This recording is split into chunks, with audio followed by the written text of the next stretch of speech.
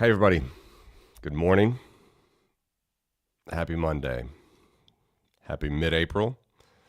Hope that spring is starting wherever you may be. We had snow last week in the Baltics. Unbelievable. But things seem to maybe be turning towards spring this weekend. So, have a lot of good stuff to show today. A lot of good charts. First, some geography and a little correction. Always try to be accurate here on this channel. I was going from memory last week and trying to inform about the Baltic Sea region, naming countries, and decided to forget about the Straits of Denmark. And I said Norway and the Benelux. Well, Belgium and Netherlands. Obviously, that's incorrect. That's why it's good to be looking at maps and charts when you speak. Always try to be accurate. So sorry about that if anybody was confused. I saw a comment there. All I can say for the brain cramp was these Northern European countries are very much in our neighborhood, and I think usually show a lot of solidarity when something security-wise happens. So I would just remind that I'm paying attention to all of these countries around the Baltics and all the way over to the UK, of course, in the North Sea. They seem to be the most understanding of the threat that all of the Baltic Sea countries are facing. Terrible news over the weekend. If you didn't see, over something like 34 people died in a civilian attack in this town in Sumy. Again, Sumy, Kharkiv, these are very Russian-speaking cities and very much Ukrainian. So it's very sad. We had Steve Witkoff, the foreign, or I guess the Middle East envoy, now the Ukrainian envoy. Keith Kellogg has long been sidelined, was in Moscow over the weekend and shaking hands with Putin, and then Putin bombing civilians. At least 30 died, hundreds injured. 2 children at least died here. This is on the back of, over a week before that in Kryvyi Rih. This is Zelensky's hometown. 8 children were killed there.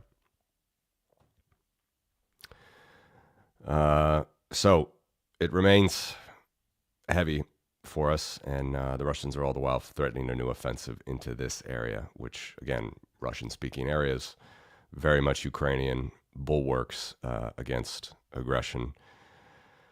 But they continue to need our help. So this is where, this is where my head just remains as we move into this summer. It's really, really wild in Europe, and hopefully the United States will, at least the United States leadership will show some strength here. Europe needs to as well, of course. This is an article here in Bloomberg. Interesting how people always saying these words, like it's like you can't even have a headline without just saying Russian missile strike. Ukraine says Russian missile strike. It's very interesting. But anyway, that's where we are. Geography remains a challenge for all of us in Eastern Europe. And I wanted to, not be too heavy to start the week. So continuing on the geographic themes, let's look at how foreigners could influence the United States markets. As we know, Trump working on that Nobel Peace Prize, also, as a couple friends of the channel have joked, working on that Nobel Economics Prize.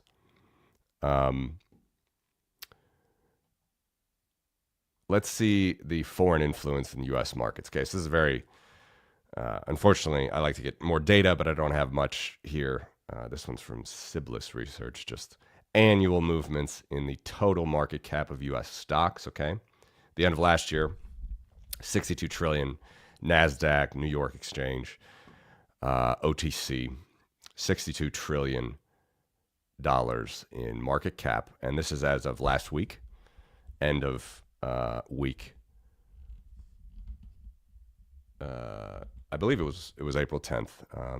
This number 52 trillion. Okay, so 10 trillion wiped out. And if you do annualized changes, these are annual changes. Okay, of course, this is just a year chart. So, roughly markets go up, go down 5, 10, 20%. 2008 was a 42% correction. But then, this is why markets, and I have no doubt markets will eventually correct from where they are. That's not the point of this chart. But, when you can be calm when blood are in the streets, financially, you can certainly gain, because in 2009, there was a 32% gain after a 42% correction. Although, again, in 2011, Greek crisis was down again. 2022, worst year from COVID, down 23%. And then 2024 was up 22%. And then if you annualize this, December 2024 moved to April 2025. That's a 64% correction. All right. So far, a loss of $10 trillion in U.S. stock markets on the back of the Trump fight picking with basically everyone in the world. Tariffs, no tariffs, tariff whiplash. Lutnick saying that we're going to have Americans screw in those cell phones, only to retract and say that phones are excluded from the tariffs. Then Lutnick again said that those were temporary exclusions.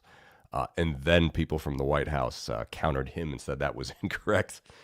So it's hard to know what the views are. But again, I'm not a market trader commentator, but so much is happening. I feel like I just got to keep this as part of the trend lines.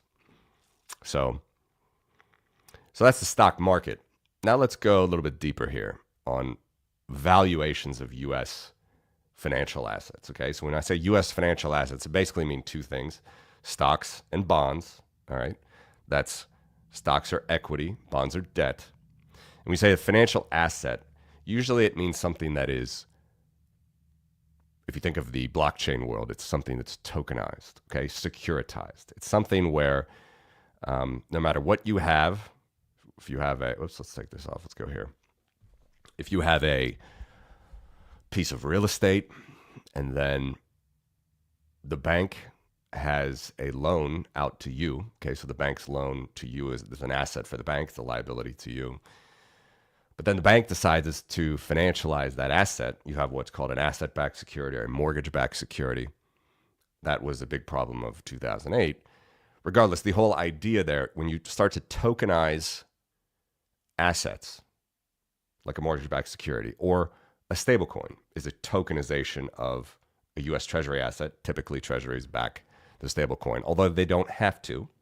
All right. Again, Lutnick is in Cantor, a 5% owner of Tether. You get the idea of a financial asset. Okay, so that's what a financial asset is. It's not real estate. Real estate can be included in these numbers, but it's not real estate per se. It's not manufacturing equipment per se. It's whenever, if I'm going to float a bond on an exchange or I'm going to float a stock on an exchange, that's a financial asset. Okay, so I'll try to get more data. Only got back to 2011 here, but this is something I haven't shown before, and I think it's pretty helpful, especially in light of the financial turmoil in the U.S., but also if we want to sort of pinpoint how strong foreigners actually are in this equation. Okay. So here's government bonds of the United States that foreigners own. All right. And I've talked about this last week as a component of the debt. I'll go back to that chart. It's a good chart. But here's just breakdown monthly. Started out back in 2011 here at $5.2 trillion of government bonds. Okay, so that means U.S. Treasury securities primarily. There are agency securities in there, but they're basically the same guarantee as Treasury securities. The bulk is Treasury securities, all the way to about 8.3 trillion in January. Okay, in December it was 8.36. In January, 8.34. It's a little bit discrepancy. Like I said, if you look at foreign ownership of debt, it's 8.5 trillion Not really sure why that is, but you got to, track these things. So this is foreign ownership of U.S. government bonds. But that's not the only thing that foreigners, of course, own when we're talking about financial assets, assets that are securitized and traded around. We have corporate bonds. Okay, so how big is that? Here's corporate bonds stacked on top. Smaller portion, okay? 2.5 trillion in corporate bonds back in 2011, grew. Big jump here in government bonds primarily, but also corporate a little bit in COVID. Up to 4.6. Yeah, still around 4.6, 4.7 trillion. Okay. Now down to 4.5 trillion. So a little bit of a dip actually from September. Okay. And unfortunately, I only have this until January. So this is before Liberation Day. This is before anybody actually knew what Trump's tariff plan was actually going to be in chaotic detail. And unfortunately, this is going to be a lagging indicator. So we're going to have to check back in this a few months from now to even see what foreigners are doing now. But it's going to be interesting to check out. Okay, so that's corporate debt. We have government debt and corporate debt. And then, of course, we have equities. Equities are stocks, publicly traded stocks. Let's see how much foreigners own of that. Okay. Okay, so here is the number of stocks. Started at a little bit more than corporate bonds, 3.5 trillion back in 2011 during the meme stock and meme coin explosion in 2021. That got up to $15 trillion of foreign ownership. And as of now, even higher, 18.7 trillion in the stock market. Okay. Now, that alone is actually a big fraction. Okay. If you think of 18.7 trillion of, go back to this, 50 trillion.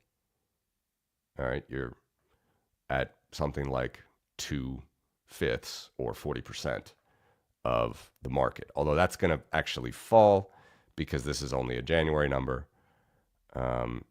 It's probably closer to here, which is something like 2/6 or 1/3, probably 1/3. 1/3 of the stock market is owned by foreigners. Okay, and obviously as this value falls, and I don't fully have, this was until April, right? $50 trillion stock market. This is going to fall. This will fall in the next couple months, which is up until now, but unfortunately I only have the data until January 2025 as provided by the Treasury. All right, so let's take now, I wanted a different denominator here because I could have used the denominator of the stock market, but remember the stock market is only equities. That's corporate equities, i.e. stocks, and that is ownership of those companies, literal ownership. That's only going to be reflected as in the red here. The red is the numerator, foreign ownership. So I need a different number. There's an account that the Federal Reserve has. It's called domestic financial assets. All right, and there's that word again, financial assets. It means all securitized things: stocks, bonds, mutual funds, money market funds. It's in that number. Okay, and that's in over 100 trillion. I'm going to show the percentage now. Okay, so that's going to be the denominator of this percentage.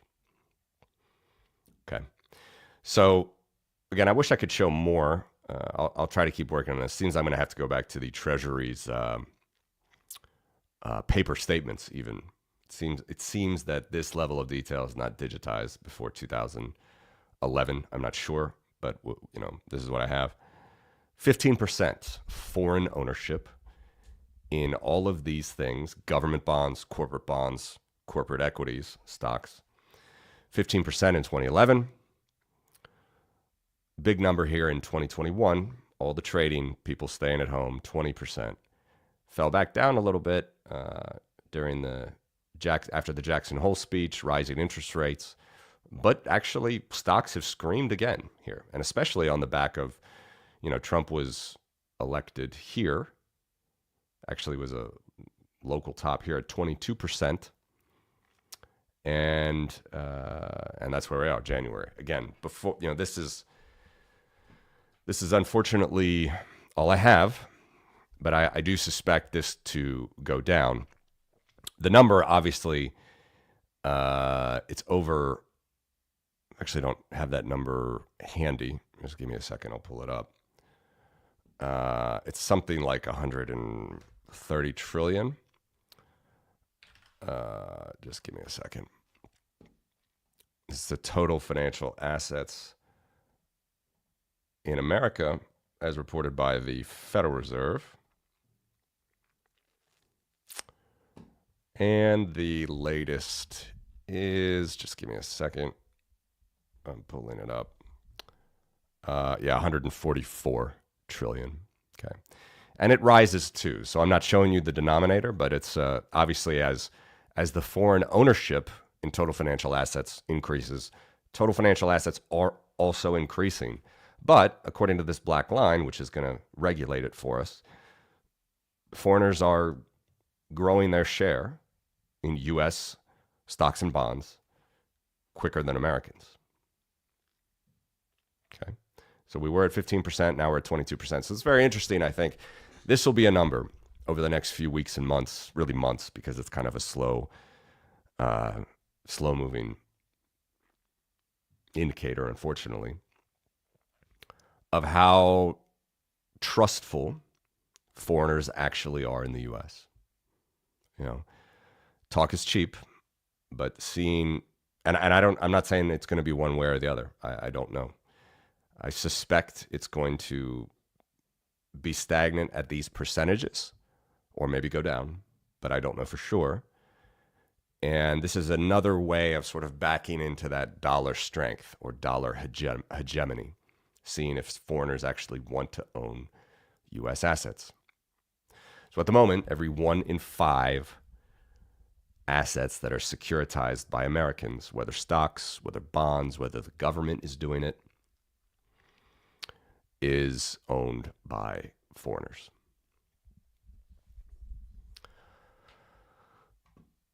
Let me know what you think of that. I think it's a good one. I think it's a good way to backing into, dollar strength. And I do think this is going to come down, but we got to wait a couple months to see the shakeout from everything that's happening right now. All right, let's dig a little bit deeper into this now. This is the total. I'm calling it securities, long-term securities, okay? Because it doesn't include, by the way, should be said, these totals do not include overnight bills. That's the picture gets very complicated there. So this is more of like a long-term investment figure. All right, so these are longer-term financial assets. That's also really just the best data that the Treasury publishes. So it's the same. We're looking at the same thing now, but I'm going to show you country by country. Who are the biggest countries that are investing in this 18? Let's just add this up. I haven't done that actually. So we got 22, 23 trillion, the first two stocks and bonds, and then the third one, government bonds, is going to put us over 33 trillion, something like that. 31 trillion, I should say. $31 trillion. Okay. Something like 23 trillion for the first two, plus $31 trillion in foreign investment in the United States. Let's now break that out. All right. Biggest, UK. This includes all three together. Okay. Treasuries, corporate debt, corporate equities, or stocks. The Brits have invested $3 trillion in the United States as of 2025 January. The next one is the Caymans. Obviously, the Cayman Islands is a tax haven, so there's a lot of people who do this for tax reasons. You'd be able to think of Pandora Papers, Panama Papers. Those are a lot of different offshore things, obviously not just Panama. Those types of things. It's a big chunk, and this actually is a value. I'm sort of. Well, I'll hold that thought for a second. I'm talking about euro dollars, but this is a big one, and there are probably plenty of entities here, i.e., Russian entities that are sort of hidden, but we're calling it Cayman.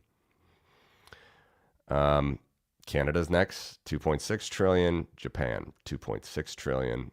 Luxembourg. It's a famous low tax SPV country where you can have a special purpose vehicle. Then Ireland, also in a low tax jurisdiction, 1.9 trillion. China, 1.3. Switzerland, 1.3. Belgium, trillion. So notice Japan, 2.6 trillion, is double China. Okay, that's an important distinction. China has a lot of leverage over U.S. securities in the dollar, but Japan actually has double that. Whoops, right there, 2.6 trillion. Then, you get down to these sort of mid-major European countries. Trillion from Norway. It's probably a lot of the sovereign wealth fund is in there. They have $1 trillion sovereign wealth fund, actually closer to 2 trillion at this point. Singapore, France, I'm not going to read them all. Taiwan there, that's obviously an important one geopolitically. Australia, Germany, whoops, sorry. Going to have to back it up to here. Okay, Israel's all the way down here, 270 billion. But, interesting. South Korea got a lot of geopolitical things happening here. Hong Kong, separate jurisdiction from China, but also merged now. So you could take the Hong Kong 500 billion plus China mainland 1.3 trillion and get to 1.8 trillion, much closer to Japan, but still behind. Okay, but now let's look at the change in value. Okay, so I'm going to go back to 2012. This is very interesting. So all the way back to 2012 January, we can see that almost every country is up except for China. 2012 January, China had more stocks, bonds, and government bonds in its foreign portfolio than now. Japan also, you can see, had a lot back in 2012 and sort of the smallest rate of increase. Okay. UK, more than tripled. Yeah, more than tripled. Cayman, more than tripled. All right. And then 2020 is going to give you the same flavor, but just to show you the differences. But here's what I wanted to point out. China went down. All right. So China, you see, had more over 10 years ago invested in the U.S. in liquid securities. I'm not saying they don't have it in real estate. I don't know. I don't have the numbers off the top of my head. But in liquid securities, they're actually lower. Okay. Although it's true that Hong Kong is up. But in totality, if we take Hong Kong plus China, you could say that it's, something like flat. Everybody else is up except, where's my buddy Fernando? Did I not have them zoomed in enough?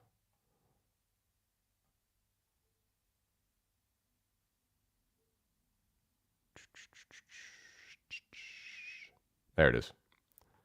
Got to zoom in here. The Brazilians. Definitely, they have a neutral outlook on America, if not hostile, unfortunately. And they have plenty of socialist politicians in that country. They have problems with currency always, but certainly have a lot of great free market people as well. And you may recall my old co-host Fernando doing very well down there. But this is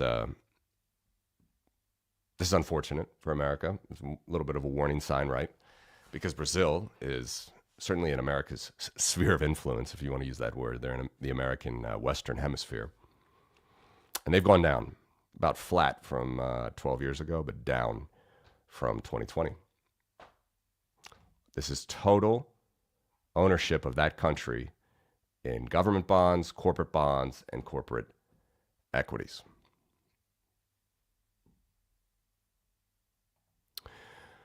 Could go down the list. There's a lot of countries here. Here's another. Yes, Russia was, of course, I wanted to point out. Look at that. This is pre-invasion of Ukraine. Of course, this is way smaller numbers than any of the big Western countries, but $142 billion, and then all that money got repatriated out of the U.S. after the invasion of Ukraine. So it's very interesting. If I put these together now, we can get some other interesting totals. Actually, I'm going to put this on this screen. I'm getting a little bit hot. I'm going to take my sweater off. So here we have the totals. Okay, so if you want to say, sort of long term, where's the U.S.? Oops, I didn't take it off on the main screen. Let me go here so you can see the full picture. Here we have world total investment in the United States liquid assets. Okay, this doesn't include, of course, real estate. This doesn't include companies that aren't listed on any exchange. This is just foreign financial assets. United States financial assets owned by foreigners. Okay, so it's the same chart as here. It's just the total. It's adding all of these together. So there's that world total. You get to 31.7 trillion that I mentioned earlier. So it is a triple from over 10 years ago, 13 years ago, and a double from even 5 years ago before COVID. All right, so from that perspective, things look fine. Things look fine. But we have to, sort of look through the different regions. So the BRICS, obviously, this is a big number. I mean, BRICS are going to include China, Russia, Brazil. Completely flat as far as their investment into America. And not even that much, really. Okay, so the EU, so the BRICS were 2.3 trillion over 10 years ago, now only 2.4, the same as 5 years ago. EU, again, over triple from 2012 January, and almost double from 5 years ago. Okay, so EU is a great investor into the United States, and we see where the administration is, taking that. Just a couple more summaries here. Zoom in. Let's zoom in. Let's actually zoom into here so you can see. Okay, so again, here's the EU. Pretty big investor, way bigger than the BRICS, which are flat and includes Brazil, Russia, and China. Mercosur, this is a very loose sort of trade union of other South American countries, not very strong. And then we got NATO. So this is total NATO, and obviously I keep these categories for everything. Obviously, this is into the U.S., so NATO and NATO non-U.S. are the same. Just ignore this NATO category, but NATO non-U.S. Obviously, this is everybody that's in NATO but the U.S. that invests into the U.S. Still healthy growth, strong growth, and look at this one. This is where Eastern Europe is always going to need help from the U.S. security-wise. This is Western Europe, and this is Eastern Europe. Western Europe, Eastern Europe. Both have grown, but, Western Europe is 95% of the totals here, okay? You got $730 billion worth of investment into U.S. securities by Eastern European countries, including the Baltics, where I live. It's bigger than Mercosur, some large South American economies, but it's extremely, extremely small. And obviously, we want to be here. We have good GDP per capita. We have free markets, low corruption, except for Hungary, of course. They have high corruption, but we have free markets. But this is a big gap, and certainly a how can I say this? A United States friendly bloc. Every country here would like to be friends with the United States, but as Trump likes to say, perhaps we don't have a lot of cards and leverage here because we just don't have as much capital to invest. Liquid asset ownership of post-1999 NATO countries. And then you can see just compared to the UK alone, which is inside this number, and this number, and this number, which are all basically the same. But this is the one, NATO non-US pre-1999 members. UK is, you just see how much bigger. 3 trillion versus 700 billion. Let's take off the past just to even see. Okay, so this is as far as I'm concerned, this is something that everybody here wants to do more, but I'm not sure Trump is open to negotiations there. He seems to be more interested in investments from these guys, the BRICS, 2.4 trillion. Which is interestingly flat, like I said, from the last 10 years. BRICS have done basically no net new investment into liquid equities. I don't know about real estate investment. I don't know about companies that aren't listed privately. These are just total financial assets, government bonds, corporate bonds, and stocks.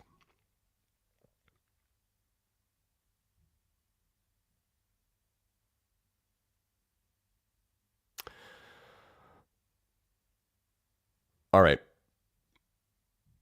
So, and yeah, I guess another point I wanted to say here.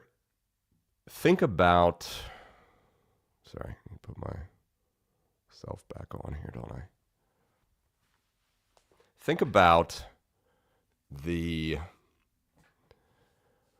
power of these countries then as they exist as investors into the United States. So this is not exactly trade we're talking about. This is sort of investors, foreign investors. On the one hand, you could say Trump is correct to go after China because China and Russia and Brazil, which is, as I said, Fernando doesn't tell me too many good stories about how they feel about Americans at the moment. They're quite low as far as overall foreign investment. U.S. foreign investment has grown.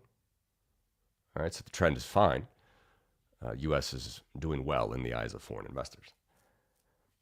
The challenge, I think, for what Trump is doing is he is not treating these guys as the ones that, should be penalized. And as I mentioned a couple weeks ago, Rahm Emanuel, whatever you think of him, made a pretty good point, or has been going around different shows, including The Daily Show, which is a great place to get your news, saying that, there's been 80 years of goodwill in trade policy from America. And let's just take these off. And the United States has chosen to not just focus on the one country that's stealing manufacturing jobs, not just from America, but from all around the world, which is China. The United States has chosen to go after everybody. Okay, so EU, non-US NATO countries, which obviously are bigger than just the EU right here, which is quite a bit bigger actually in foreign investment. Okay, so this is going to include like Turkey is in here, Norway. So Norway is not in the EU, but they are in this figure. Some different figures. No, not Switzerland. Sorry, they're not in NATO, obviously, or the EU. But you get these entities which have a lot of investment into the United States, but they're also getting targeted. So, I'm skeptical at the way that the dialogue is for the allies, specifically because of the security concerns that we have in Eastern Europe. But we'll see. We'll see how it goes. But this is basically, that's a kind of a country by country breakdown. If you do it by country, these are the biggest ones. And, that's how it looks. Total investment into the U.S. liquid markets, basically. Securitized markets, stock markets. And China is the only one really that sticks out, and Brazil down the list that goes down, which is interesting. So what I just showed you here is a country by country breakdown of the total of this. All bonds, all government bonds, all government bonds, all corporate bonds, and corporate equities or stocks. Okay. So the total is close to $32 trillion. That's it. That's the power of foreigners in the U.S. And It's up. It's up 7 percentage points from 13 years ago, and we'll see. We'll see how this shakes out. Unfortunately, it's a little bit lagging indicator, but this is, I think, going to be interesting to see how this shakes out in light of, when I come back to this a couple months from now, and we have April, May included in these figures, not just January. This will be interesting. Okay, last one. I just want to go back to this one. I extended it. I've been thinking about this chart a lot in recent days as I've extended it. This is total debt, total federal debt, that number that everybody hears about, the 36 trillion. Okay, this is March 2025. Central bank holds $6.5 trillion of government securities. Okay, so they hold $6.5 trillion of that $36 trillion number. And if you go back, even through all out history of the United States, you can see how debt has grown. It always grows during war. It probably is one of the most comprehensive charts, actually, that I've done, because if you put what the money printer does, right, which is the Fed, this shows you how much for every dollar of debt has been monetized, right? It's how much has been printed, i.e., it's a value that one could say would not otherwise be there had the money printer not existed. Now, a very sort of primitive way to say that is perhaps the debt would be 20% lower with a central bank not there. It's possible that the United States would not be able to raise that much money without the central bank. That's one way to look at it. In reality, I think you can't say that in truth, because just like here during the Civil War, there was no central bank, and you still increased the debt from $80 million to $2.7 billion.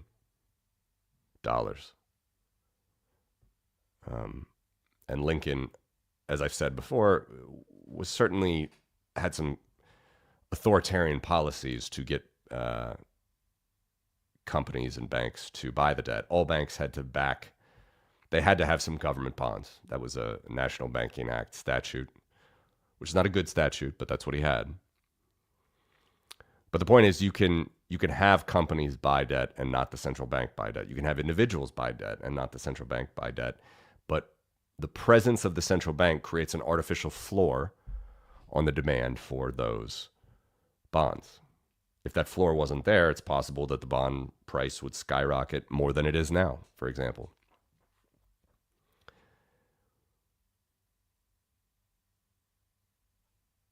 So it really shows you the totality of the Federal Reserve's involvement. And then if you add the holdings of foreigners, which we just talked about, okay, go back to this chart. This is now this, right? The government bonds, that $8 trillion worth figure. $8 trillion worth, $8.5 trillion, okay? You add that and you show the percentage of foreign holders of government bonds, then you get this. And I actually expanded the time series. You may recall last week I didn't have this beyond somewhere here in the 70s. So this is helpful too. This one goes back to 1939. Foreigners did not have too much ownership in government debt. Federal Reserve played a much bigger role in World War II debt. But still, again, if you add these two percentages together, you get 10%. Okay, you see the percentage. Let me take off the holdings just to not confuse you. We have the total debt here, $265 billion. This is a crazy number to think about compared to today. $264 billion in total U.S. public debt after the war was finished. The central bank owned 9.1% of it. Foreigners held 0.9% of it. That means 10% is held by Americans. It's held by Americans with their war bonds, their savings bonds.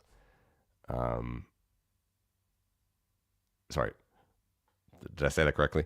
10% is held by the central bank and foreigners together. 90% is held by Americans. 90%. And I would argue that the larger that percentage, 90%, the more independent a country is, the more power the country has. So here it's still 90% of Americans, whether companies, pension funds at the time, or individuals buying those savings bonds, those war bonds. That's the more independent you are as a country.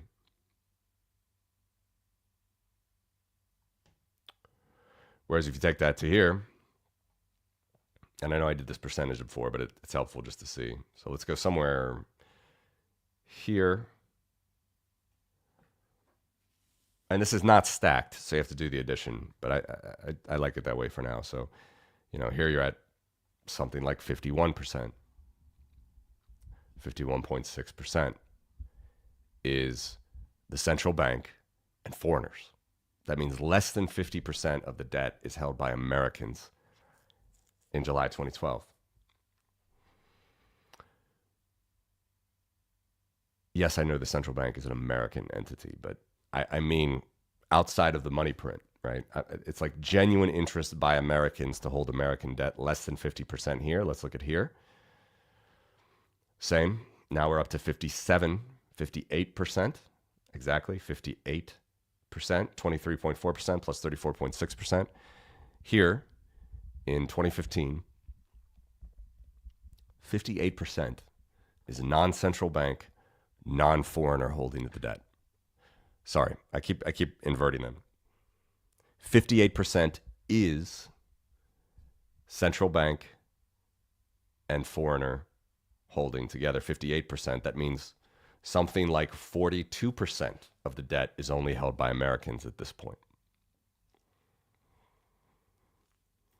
And as we go closer to today, I'd say this number is better. Okay, so here's March. Now we're back to 40%. These two entities, 60% Americans. If I had to guess over the next year, and let's check myself because I don't like to make too many predictions of this type, but if I had to guess, this green line, the central bank holdings, will go up over the next year, and the black line will go down, holdings of foreigners. What that portends for market movements, it's a hard question. But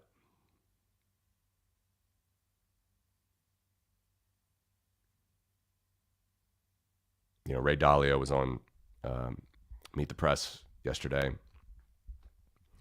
Said he fears something worse than a recession. Obviously, read his books if you can.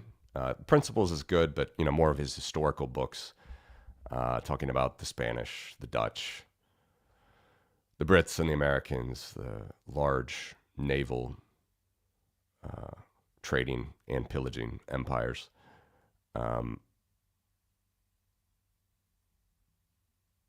A big component of that is always debt. The currency, debt. It's one of his big, factors in the success of an empire, to say that word. And this is going to be tested now. I'd say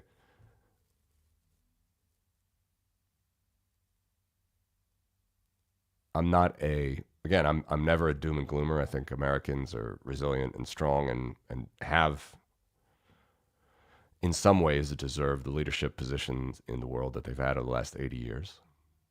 Again, not defending the Iraq war or anything like that, just like I wouldn't defend Putin's war, obviously. But if it comes to the situation where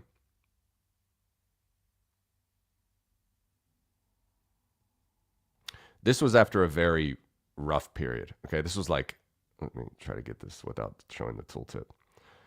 What we saw here in 2014, 2015 was major economic turmoil that it was anybody's guess what was going to happen, and Ben Bernanke decided to unleash the bazooka. Okay, so here was the, again, QE 1, 2, 3. Got up to 23% of the debt, which wasn't a record. The record happened with Powell and COVID, and Yellen and Powell and COVID. But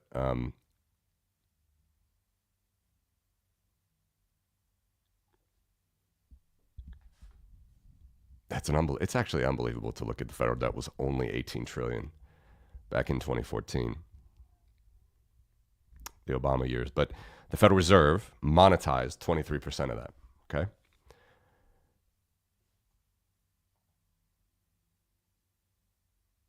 It's interesting that, that was a all-time top of foreign interest in the debt, 35% or so, and then that fell. And the Fed was trying, to take down its position as well. So both were falling until you got to the repo spike, which again is just short-term jitters in holding government paper, U.S. paper, and you see that the foreigners were also going down, but it happened here, September 2019. And then interesting, you see that the foreign holdings fall more, okay, from close to 16% down to,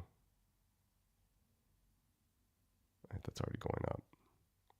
They fall and then they go up, interestingly, before the whole COVID pandemic. But really what I want to point out is the government ownership, the central bank ownership started to rise here. So all was not well before COVID. Right?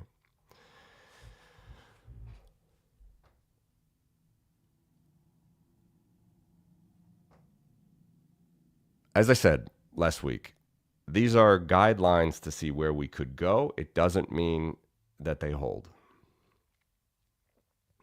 But the record appears to be something like foreigners owning, 35% plus another 15% for the central bank.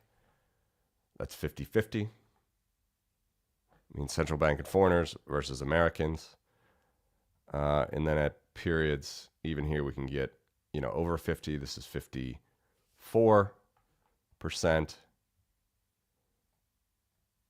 I know I just did these numbers, but, just to do it again.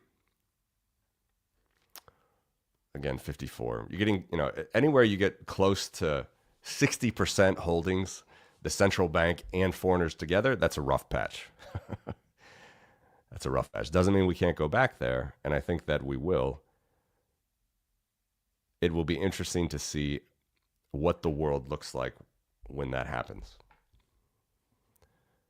Because, the only other thing I'm not really showing on this chart, which would be good too, is to get a third axis and to show you the 10-year yield.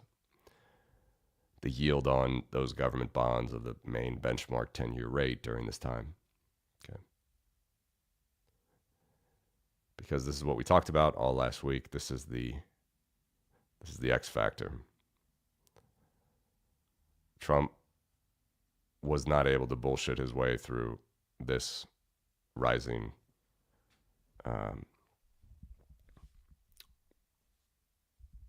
50 basis points, 60 basis points from the low here at 4.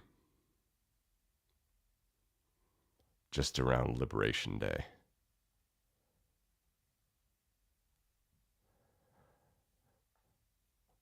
Currencies.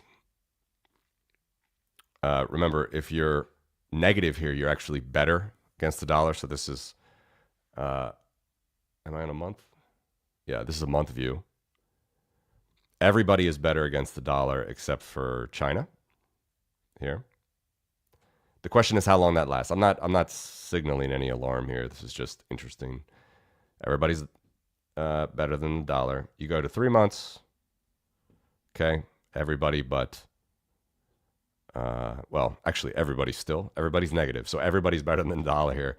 China and India are, flat. Russia's way good. Remember, look what Trump did for the ruble in the last 3 months. It's amazing. That's 20% better than the dollar in the last 3 months. Then, you go back a year, things change a little bit more. You start to see a different picture. You see, again, the ruble and the rupee and the yuan, Indian rupee and the yuan, are worse, but everybody else is better. Even over the last year, it takes you 5 years to see remember how, the United States dollar is the best looking horse in the glue factory. Although not, still, even 5 years back, picture isn't looking great. The ruble now, we see anything positive here now as a percentage is worse. So over a 5-year time span, the ruble lost 11%, the rupee 12.27%, and the yen 30%. And we take it back 10 years. 10 years, the dollar's still looking better and still looks way better than the the ruble. So you can see there's certainly a lot of noise over the last 3-5 years, and Trump certainly helped. This is Trump helping Russia right here. But the overall trend is interesting, right? So people still, if you look back,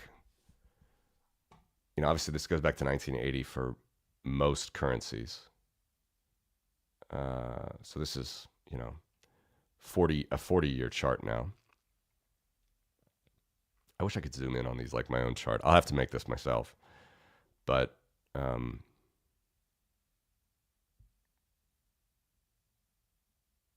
dollar's pretty good. I know this is pretty bad. You can't really see everything here, but over a long-term horizon, the dollar is still great. The question is, are we at an inflection point where the dollar might be fine, but other countries are not going to trust it as much, and therefore either the euro rises strongly against the dollar, Swiss franc. Obviously, the ruble is not going to hold that gain. Or will something like Bitcoin become the one that takes the risk off values when it comes to store value? So that is all I had, guys. If you have any comments, let me know. Oh, sorry. Is that Michaela? If anything, I think U.S. stock buying in the UK will increase. There's rumors of changes to our tax advantage investment accounts, which may be a move by the government to incentivize more investment into stocks. Interesting. Yeah, the only issue is we can't invest if we go broke. Yeah, totally possible. I mean, I think the U.S. is going to, the UK is clearly going to remain a strong ally. And regardless, obviously the special relationship, and I could see that going up. But, Japan, especially if Japan, after having like zero interest rates for 30 years, if they incentivize people to invest in yen at higher rates, of course, they risk their own inflation, which they already have a ton of.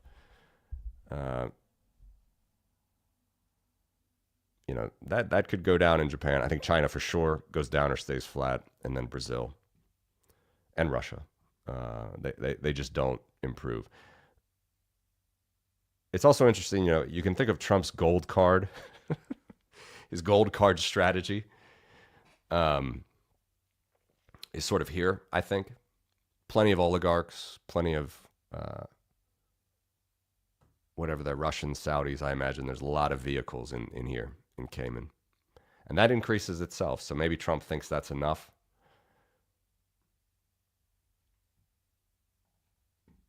There are many different ways to read this. I'm not saying it's all bad for the U.S. I mean, this is clearly up, right? It's up. It's up 10 trillion in just 5 years. So that's important. It's interesting to me that the countries that Trump is being so friendly to are the countries that just don't have much anyway, and they haven't shown any interest in investing more. Where all of his friends and allies, I mean, they just continue the trend and you're fine. Bob is your uncle, as the Brits say, right?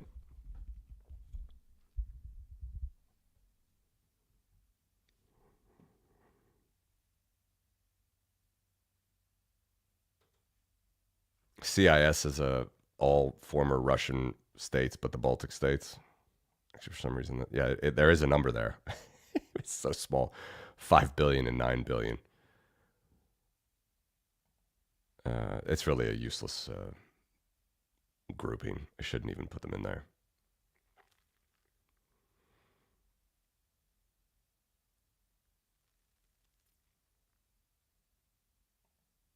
Let me know if you want to see any other countries here. Let's look at some smaller ones.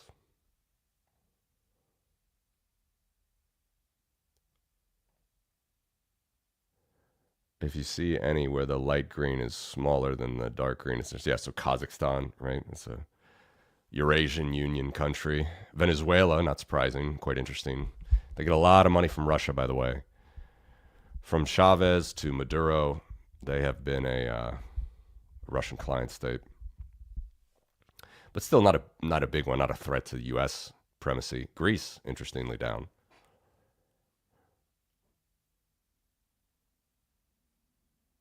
But everybody else, I mean, typically up, except, of course, Russia. Anguilla down. That's interesting. I don't know why there. Maybe some offshore laws have changed in Anguilla to make it really not more favorable to invest anymore.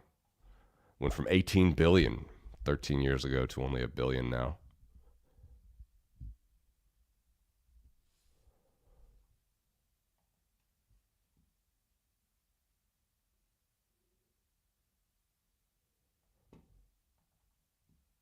So this, again, I showed you country levels here, all different countries, the total, all three of these things together per country.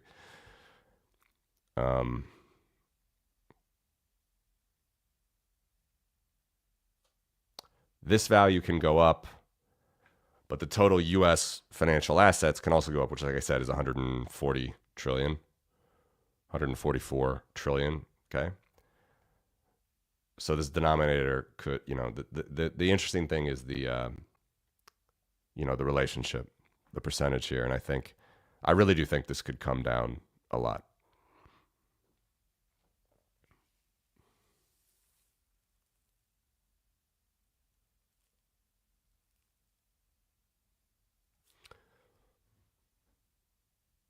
But it's kind of a glimpse, right, into the Trump administration's thinking because, I don't know. I really don't know. I think it's baffling. Everybody knows that you tax something more, you're going to get less of it. So that's what a tariff is going to do. Of course, this is investment. This is not trade. This is investment. But, everybody is increasing their ownership holdings in the United States, assets, liquid assets, financialized assets, securities, stocks, bonds, except for Japan, except for China, except for Russia. And even Japan has been increasing, right, over the last 2020 is close to flat. But yeah, it's just very strange to me that they're continue to lash out at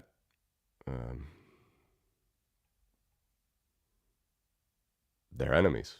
Sorry, their allies, and not at their enemies. Because I don't see much to gain.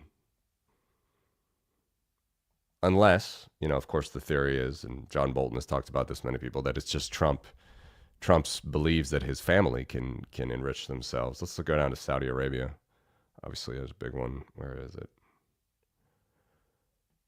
So many here, I can't remember even where they are.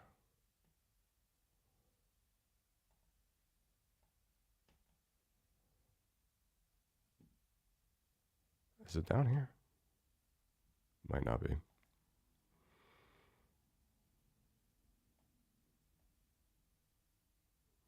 There it is. Yeah, it's higher.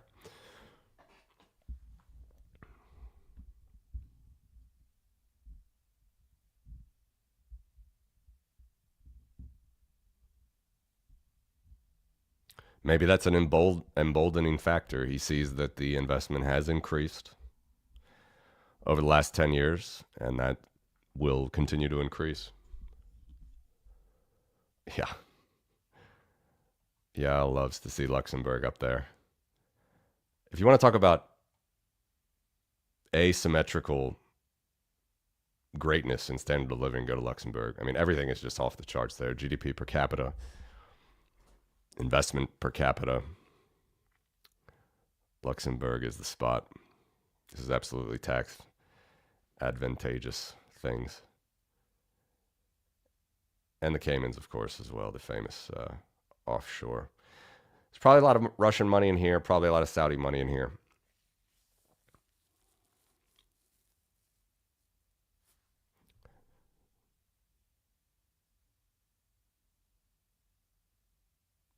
But if you just think of all of these huge amounts of investment, again, I'll just say it one more time and then you can shut me off if anybody wants to talk about a different slide.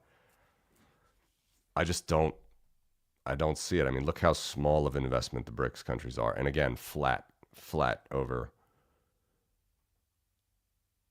the longest period of data that I have, basically going back to 2012 January. Whereas the rest of the world, basically, and all the allies are up massively, tripling, quadrupling in investment. Why would you be friendly to these guys and angry at everybody else?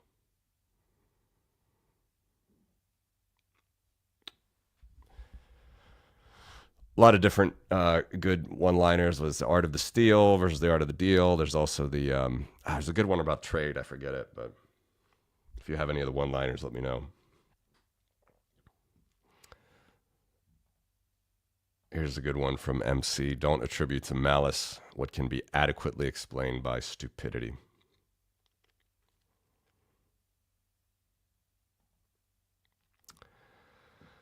I agree.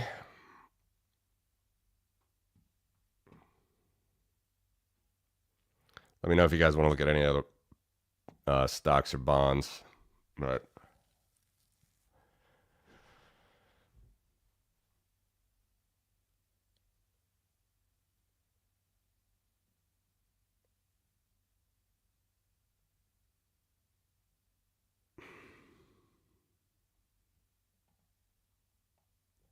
going back to this one,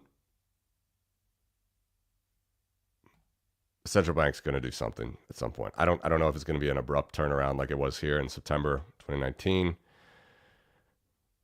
But I think they're going to do something. And again, if you're a fiscally minded person, they have a lot of people have been trying to throw shade at the Doge team or whatever. And again, I'm not a fan of a lot of the stuff they're doing, but they have curbed it.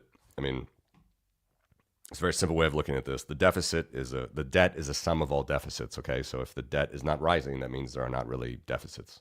A lot of people are saying, "Oh, they're not doing their job," or there's a lot. They are stopping some of the spending. So, here's November 2024, 36 trillion in debt. Only 200 billion higher, but it's down from March was down from February, and it was down from January. February was down from January. So at 214, we go back to, somewhere to November levels. Obviously, it's a gargantuan task to do what they're trying to do, and I'm of the opinion they need to, just get more judges on board, bipartisan. People want to cut spending.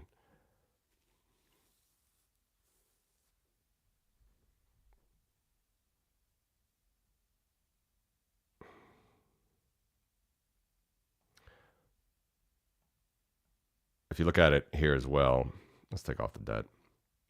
This is basically the Fed's balance sheet, right? It's basically the monetary base, although the monetary base is a little bit smaller than that.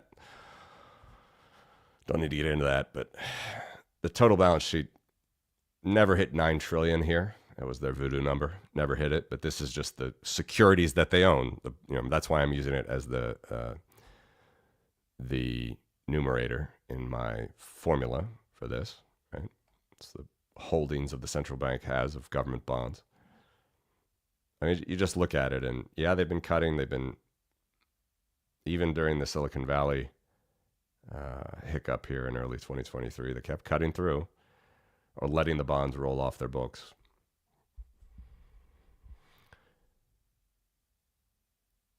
But it's going to turn around soon. or something like back to November 2020 levels, like if that's going to give you comfort. 6.4 trillion. September 2020. No way they get back to here. 3.8 trillion. No way.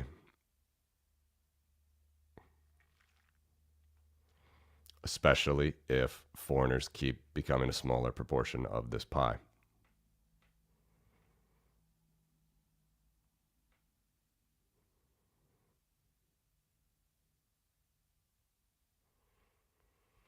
So it's like a puzzle. You have to look at a lot of different factors. You got government bonds, 8.5 trillion, corporate bonds at another 4.5 trillion, stocks at another 18.7 trillion. You get to your 31.7 trillion number. That is total foreign ownership of US financial assets.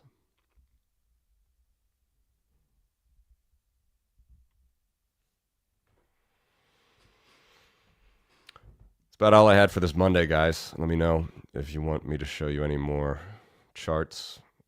Just keep an eye on the 10-year. Slight improvement from a couple days ago.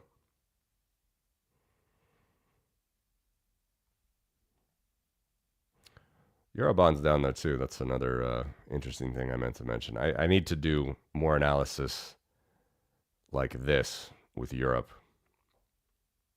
It's harder. It's different with Eurobonds because obviously you got different countries like Germany have a different perspective. Sorry, I didn't mean to say down. They've gone up. Yields have gone down. So that is whoops.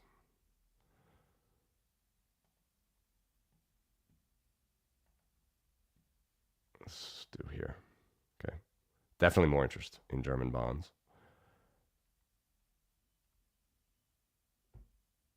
But the euro average, which is a bit surprising, is higher.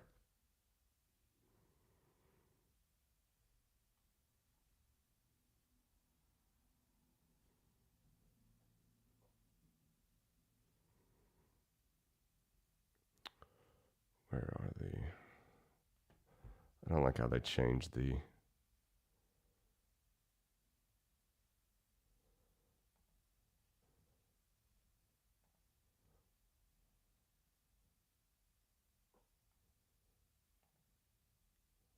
Let's look at gilts. Safety and gilts. More safety and gilts. Although actually, no, again, not so much. Not as much as a slide. Remember, we went half a percentage point in American. Here we've only gone 0.2% up, but still a slide here since Liberation Day. So not a full picture. I do need to, because everybody else, in the doom and gloom categories, they like to say it's all screwed, but, people will still like the dollar. And maybe that will be the case, but that's why we're lucky to have Bitcoin through all of it. But I do want to get a sort of a European equivalent of this chart. And a Japanese and a Chinese, because these will be the kind of the main drivers of what people are looking at. This is a combination of, this chart is a combination of fiscal policy versus monetary policy versus foreign interest in your currency. So it tells quite a lot.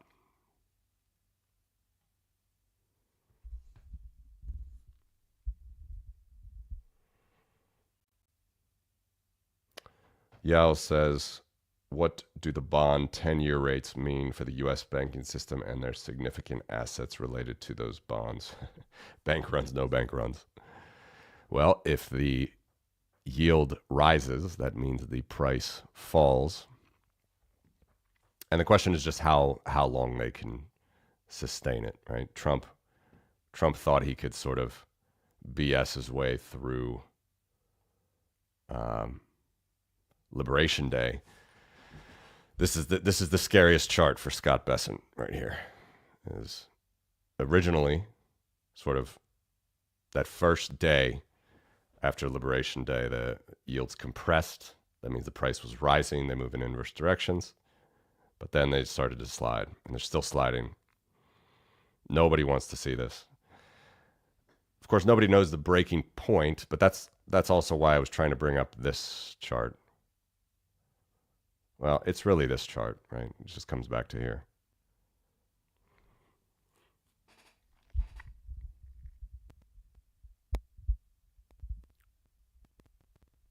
And unfortunately, I don't have, if we had this chart at a day to day, seeing the Treasury, of course, has it.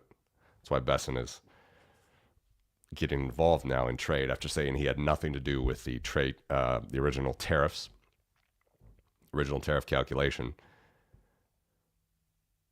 If this was falling and drastically, which I guess we'll know in a couple months, then that's a problem.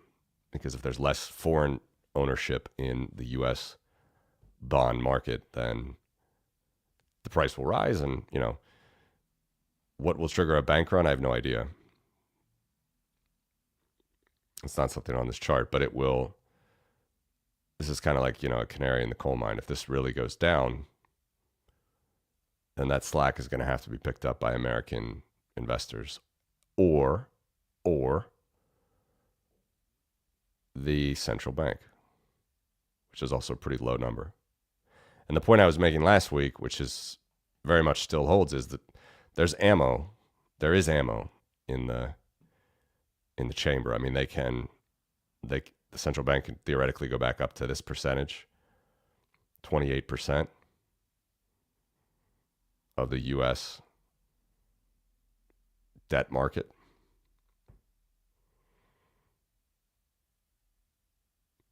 Basically, what you see on a supply level here is every single yield put together. I mean, it's the dollar total, right? So notes, bills, bonds, all together. And if the Federal Reserve has to increase that monetization, it's not good for the dollar. It's not good for yields. The only thing, I need a third axis. I don't have that on this program, but I need to get this chart on there. This would help. It's the only thing really missing. It's 1 year of the yield. And lower yields means more interest in the security. Higher yields mean less interest. And also, like you said about the bank runs, is, no one really expected here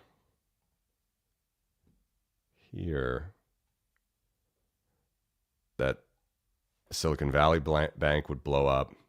And this is not that, this was a lower percentage than today, a lower yield. And that means the new weighted average price of a bond all the time. But also, as these yields rise, that means if you held bonds down here, you're losing money all the time. You just lose money. And no one really knows everybody's break even, but it's how long you can go as a holder before, I'll ask, the bank runs start. So if this goes from like four to 6 or to 7, that's going to look ugly fast.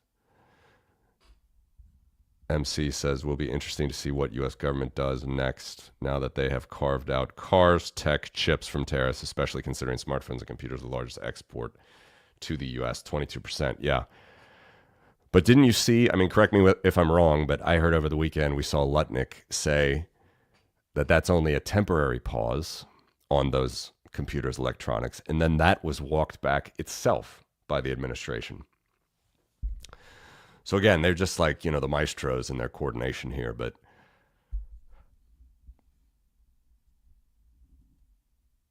the markets like security. They like clarity. And if this is only a 90-day pause, and if those someone correct me if I'm wrong with any headlines, but I'm pretty sure these electronics might only be temporary. Yeah, no, I heard it on. Did I hear it on the BBC? Maybe. It could have been a Twitter rumor only, but I'm pretty sure the administration walked it back. I need to get a news feed to keep tracking all those things.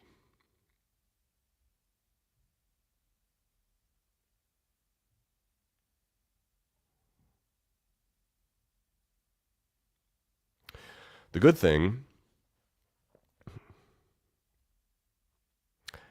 I will call Trump the maestro if he crashes the Russian economy, completely crashes it. Then he will be the maestro. Oil, if oil goes,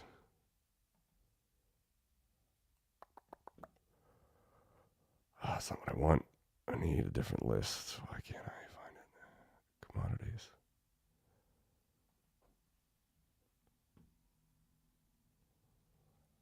Okay, so let's look at oil, gold.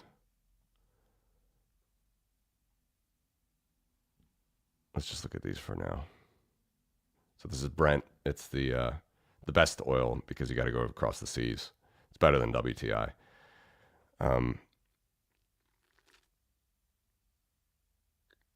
Obviously, this was helping Putin in his war.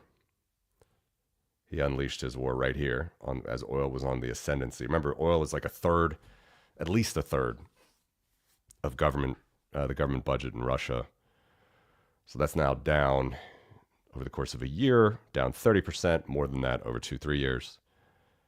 Meanwhile, gold rising. Now, they do have gold in their reserves. The Russians do. Maybe they're going to try to make some swap deal with China to draw off of that. They don't have their foreign currency reserves, but they do have gold. But still, this oil is it's crushing to them on a daily basis. So if Trump is somehow working that out, then I would appreciate it, but somehow I doubt it.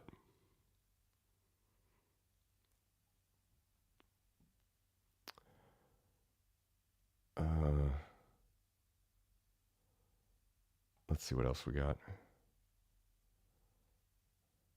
Yes, the S&P was up last week.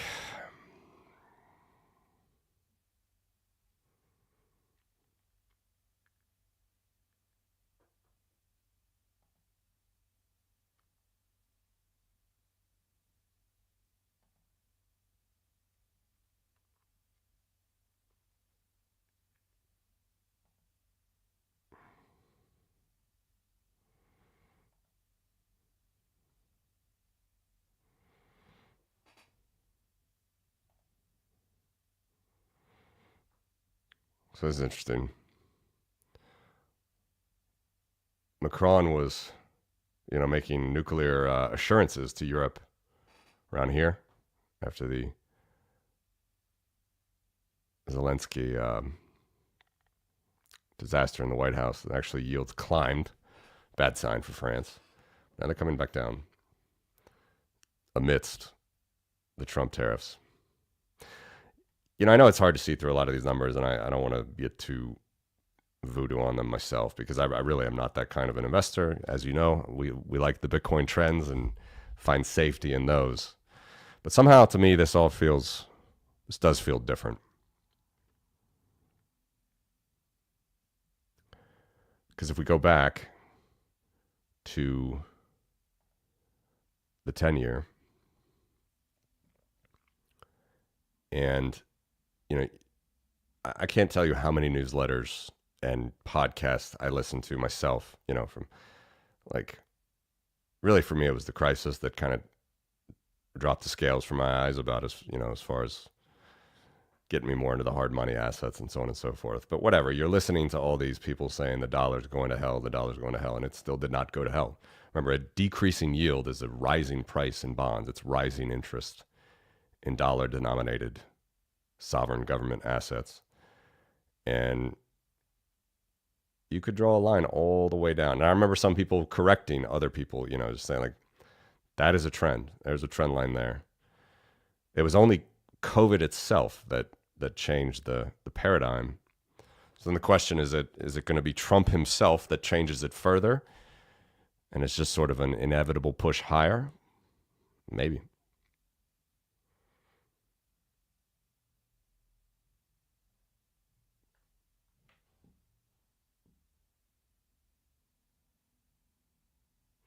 When you say it's on tabloids, is that like fake news tabloids, or is it like CNN shows it too? Because maybe they're wrong too. I don't know. But yeah, it's hilarious. It's just hilarious. These guys going off. I mean, Lutnick better start getting worried himself. He was the, Lutnick again. Remember the 5% owner in Tether. He was probably happy from here to here. Then he still doubled down. Like he has not been on a good trend here.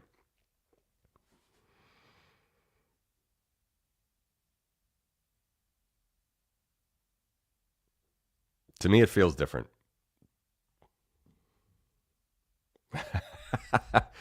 The actual billionaire owned tabloids. Got it. Got it. Good point. Good point. This is a good comment. Not that they get their news anywhere other than Twitter.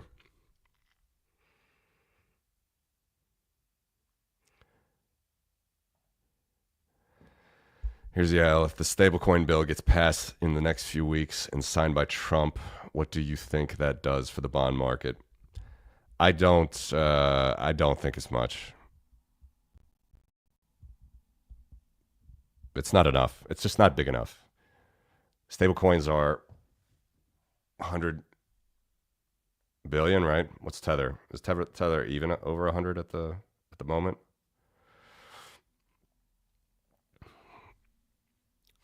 I mean, theoretically, that would unleash a huge amount of interest in vehicles that could be buyers of treasury assets, theoretically. Um, the thing that concerns me is that that's just not, yeah, 150, right? Of course, it was 130 for a long time.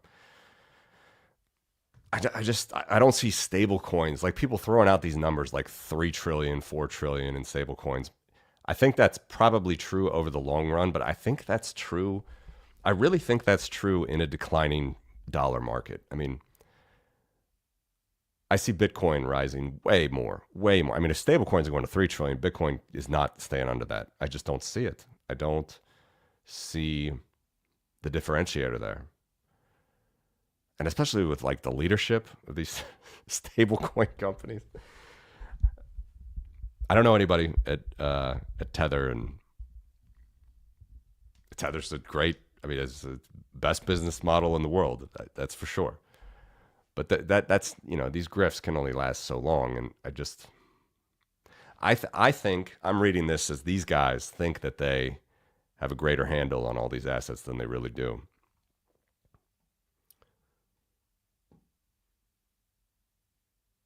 You know,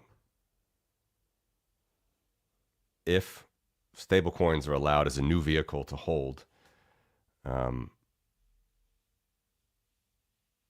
those stablecoin issuers themselves are still going to be dependent on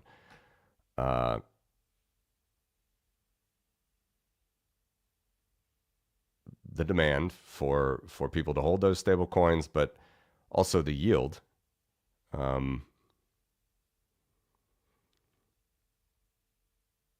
It is true that it's better for. This is another interesting thing, actually, because if the yield rises, that actually would that would help the profitability of companies like Tether, right? But at the same time, that doesn't help it helps the future profitability, but it doesn't help the capitalization of the bonds that you owned, from 3 years ago, obviously, because those things have just dropped in price as the yield rises. So it's this weird balancing act, and generally it's destabilizing. I mean, this is why in the 1980s, this was just like this is the most disastrous period in modern America. Was from the end of the gold standard to 1981 was the stagflation, getting the Saudis involved to somehow buy get the oil price globally pegged to dollars everywhere. That was a tough year, and it seems like now that's where we're going, and I just don't see it, man. I think over the next 3, 4, 5 years, yeah, you could get to trillions of dollars of stablecoin market cap, but it's such a small number anyway, considering the component of this. I think what's going to be more interesting, and this would actually be another addition. Actually, it'd be a separate chart because this is more debt based chart. But we can look at gold holdings of the U.S. government, and we could look at Bitcoin holdings of the U.S. government, and see where those go. I see those growing much more than I would say the value of stable coins in totality.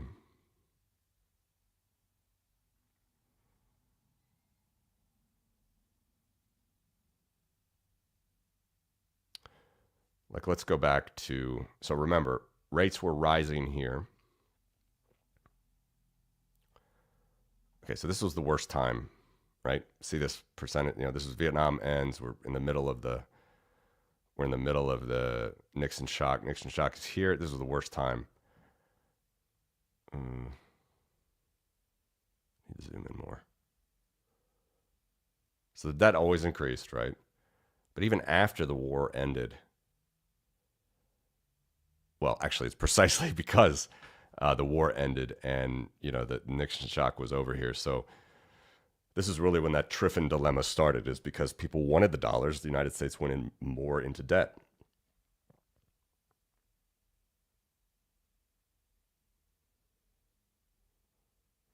So the central bank actually started to hold less of total debt here, which is like theoretically a good thing, but total debt was also rising.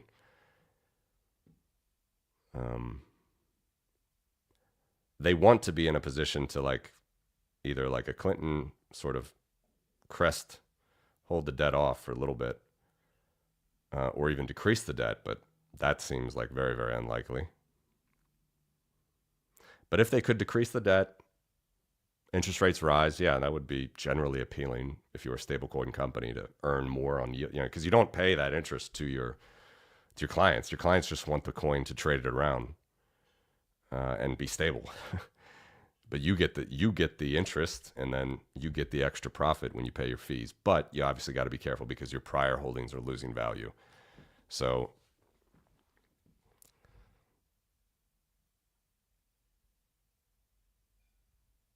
I don't see it, man. I really don't. I don't think it saves. I don't think it saves this. I think we're on a new trend.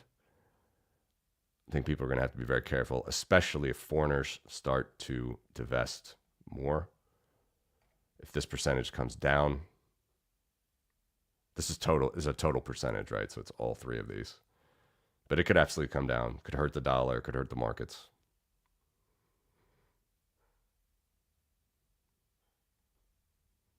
But we'll have to see.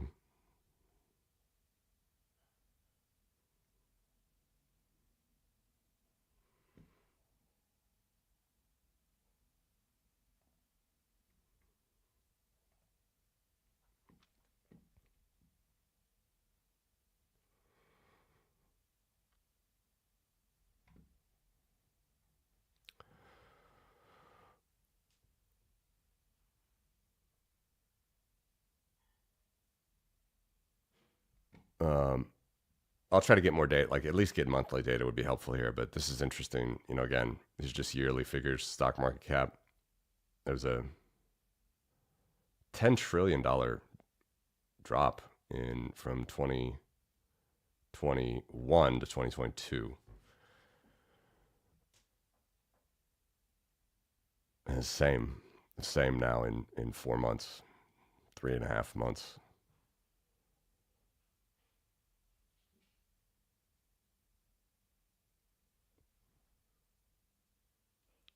Thank you, MC. It's been a little bit long one for myself as well to start the week. So thank you guys. Appreciate it. I'm going to do the same. And I'll be back tomorrow. Stream some more Trumponomics. Take care, guys. Thanks for watching. Have a good week.